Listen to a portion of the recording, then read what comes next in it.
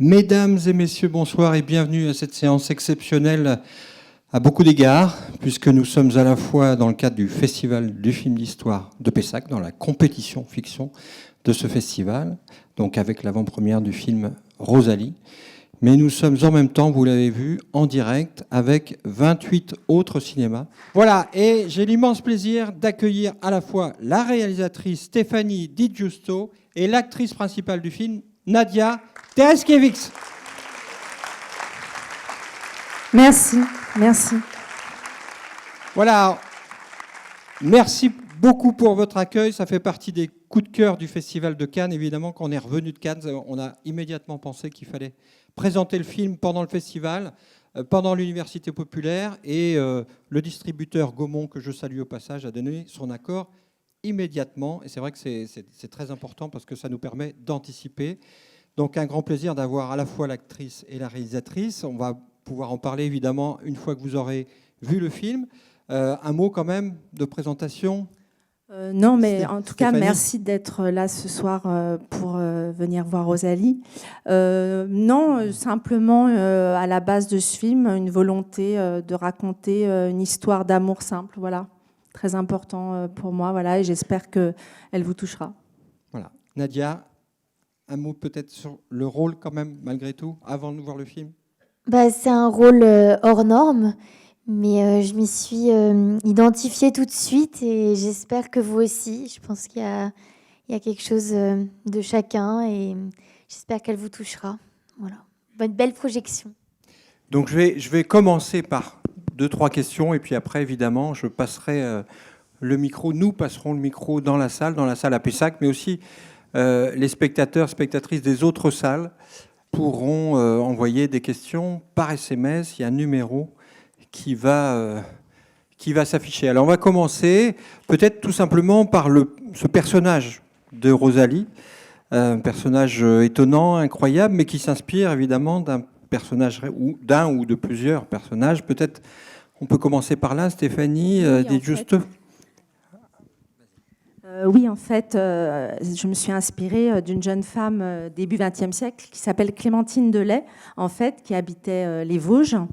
Et en fait, c'est une photo d'elle que j'avais vue qui m'avait beaucoup troublée. Je ne sais pas, il y avait quelque chose de ce visage féminin avec une barbe qui, moi, m'interpellait et je la trouvais gracieuse, en fait.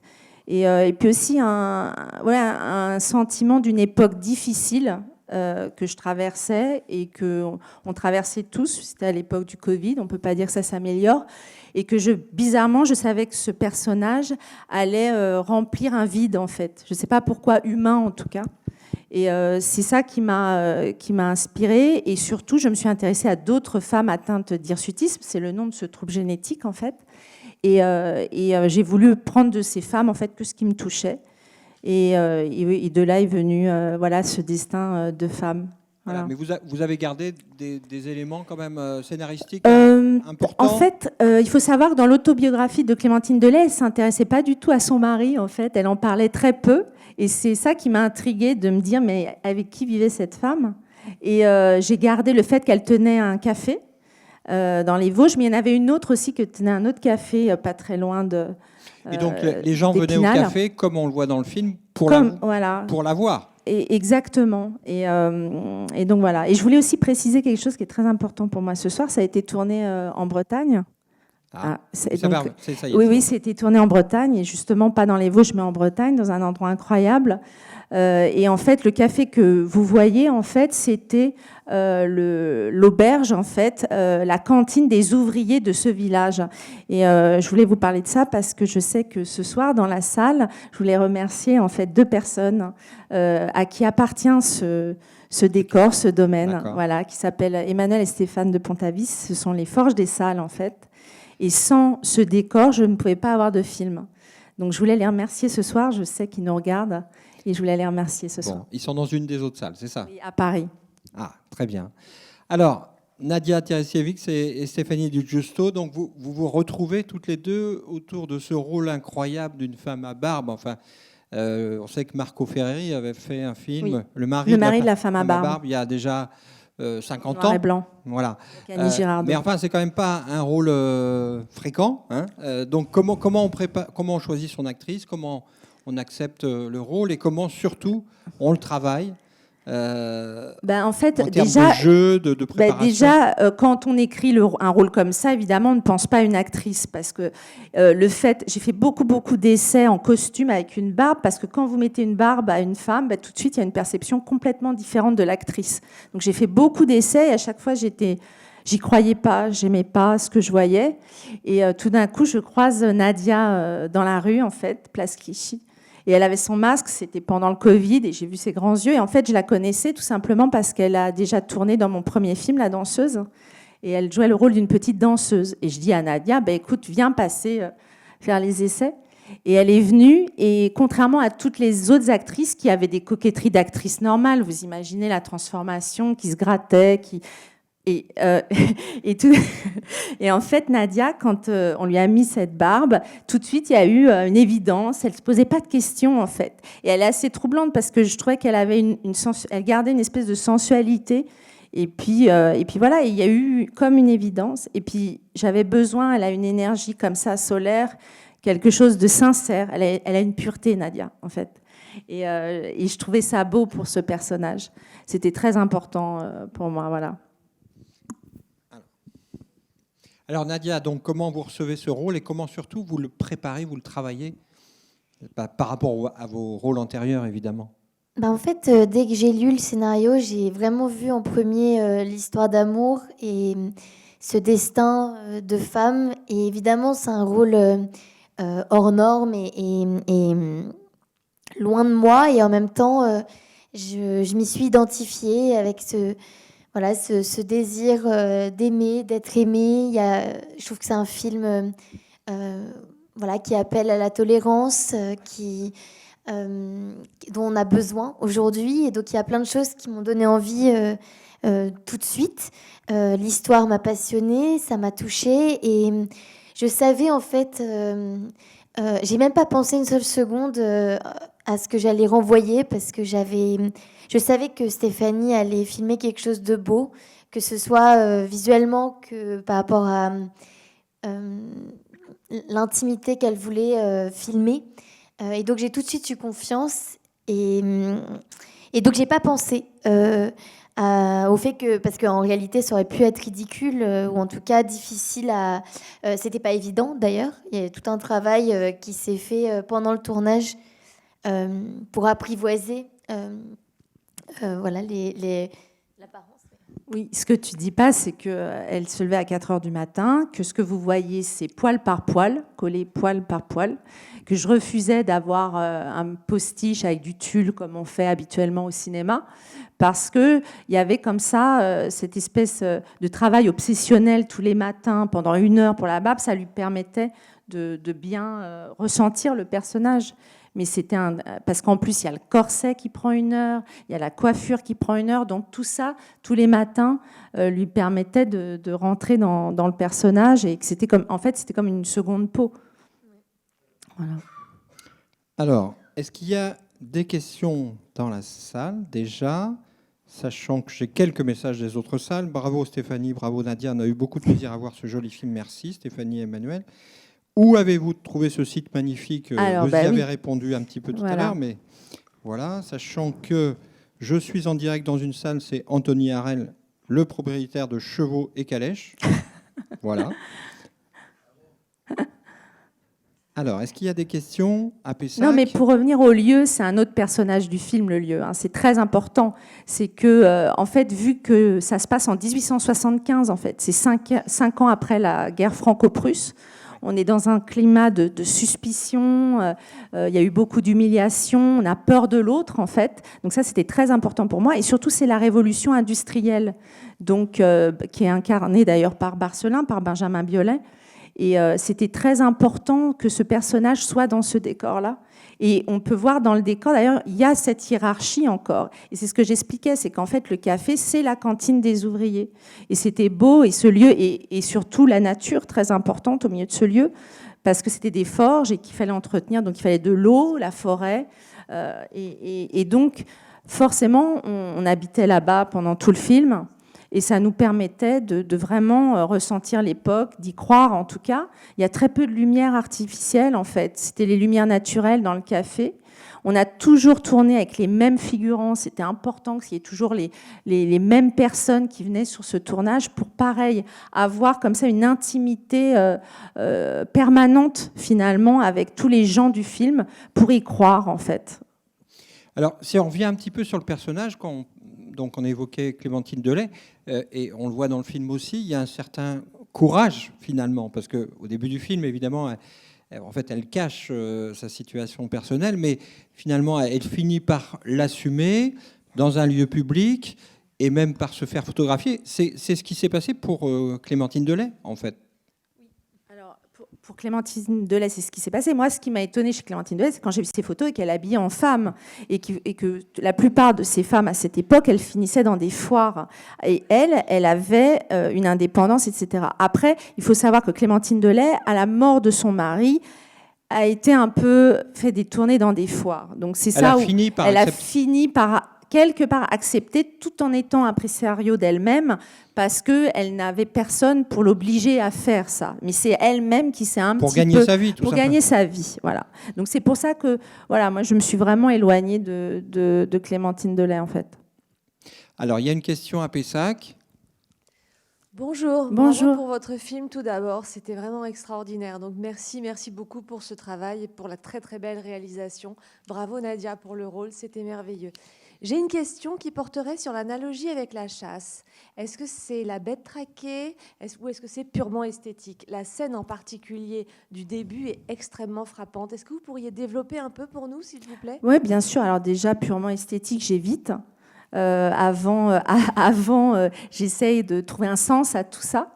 Et en fait, je trouvais ça beau qu'elle s'identifie à ce morceau de viande et avec cette meute et la manière comment elle va être, on va dire, jugée, comment elle va être forcément un personnage comme ça qui se cache, qui a un mensonge, parce que finalement, elle ment au début.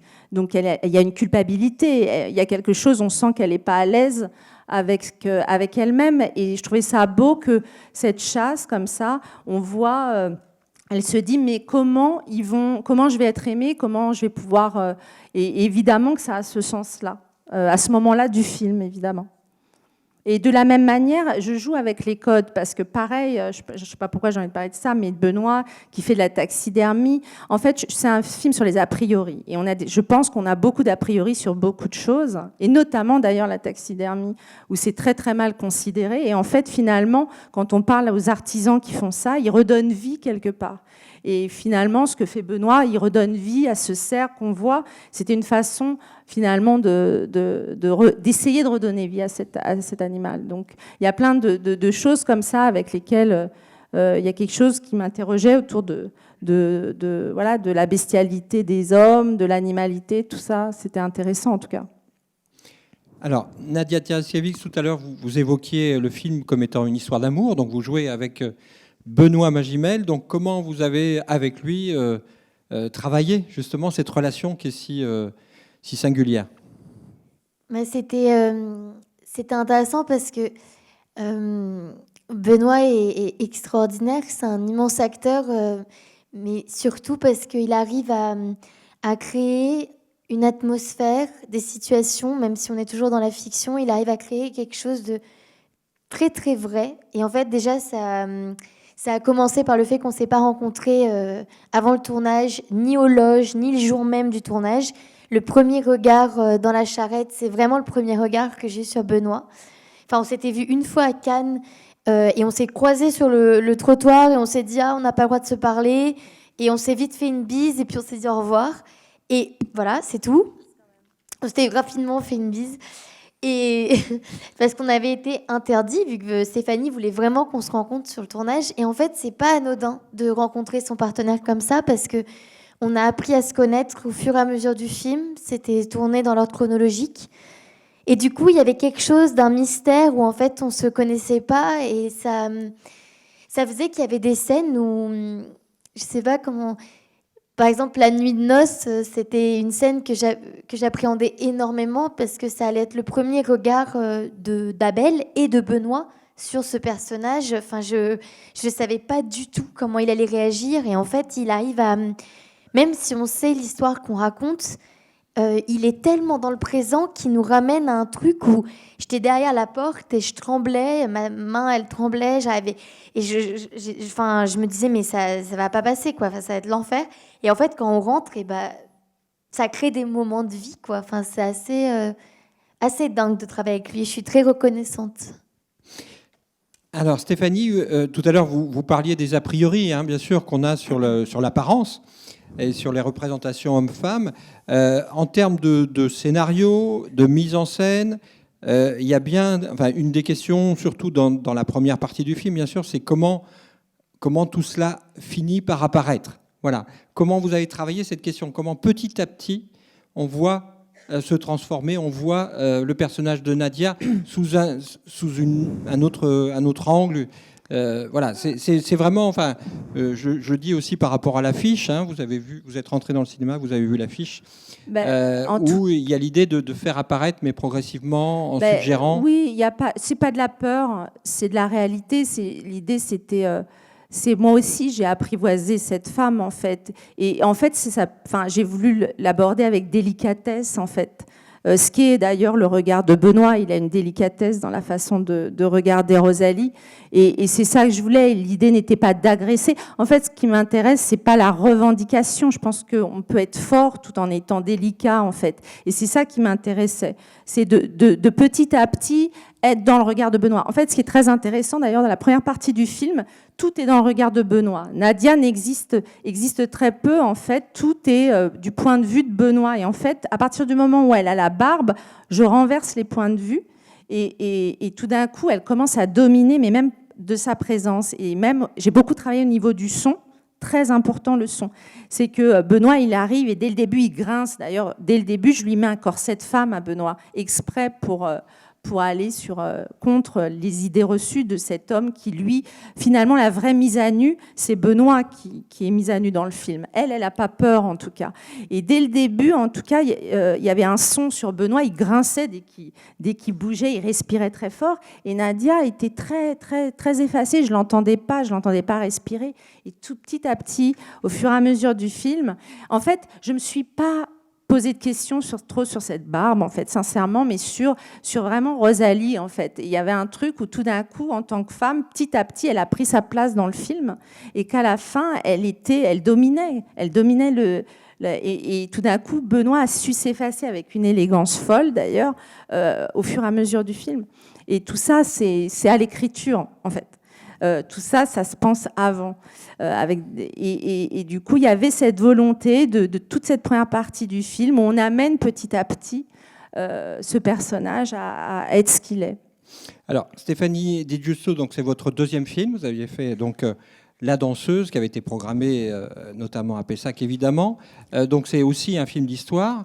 Nadia, donc vous étiez venue aussi à Pessac pour Mon crime en mars dernier.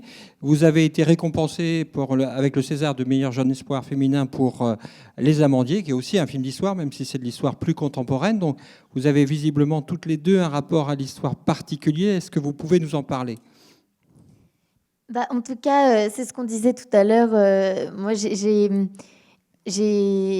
fait des études de lettres et j'étais passionnée d'histoire, et c'est ce que je racontais tout à l'heure, c'est que avec le cinéma, quelque part, c'est encore plus fort parce que je mêle ma passion pour la littérature et justement l'histoire en plongeant dans des époques littéralement, et c'est vrai que c'est une chance folle de découvrir ce que c'est d'être une femme dans les années 60, les années 30, les années 80, 1870, 1500.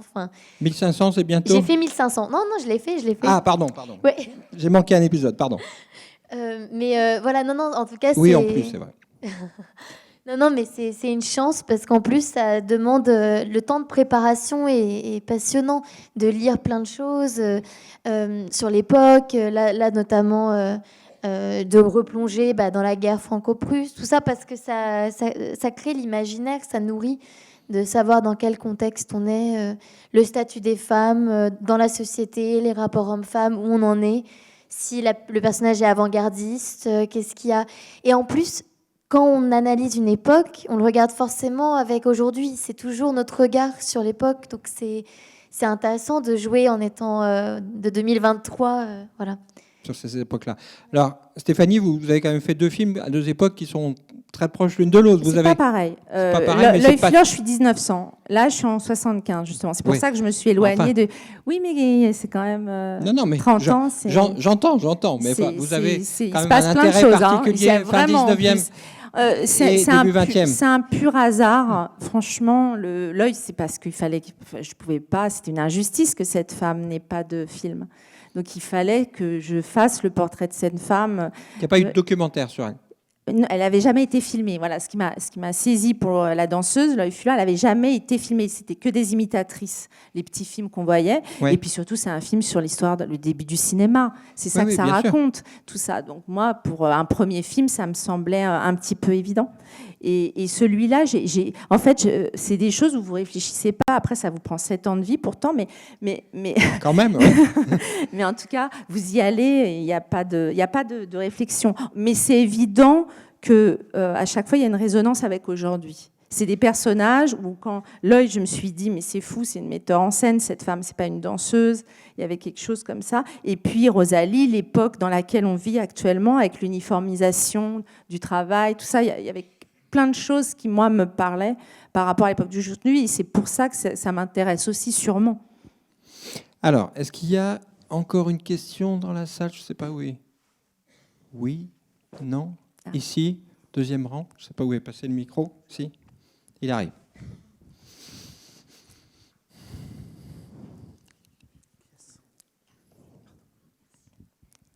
Bonjour.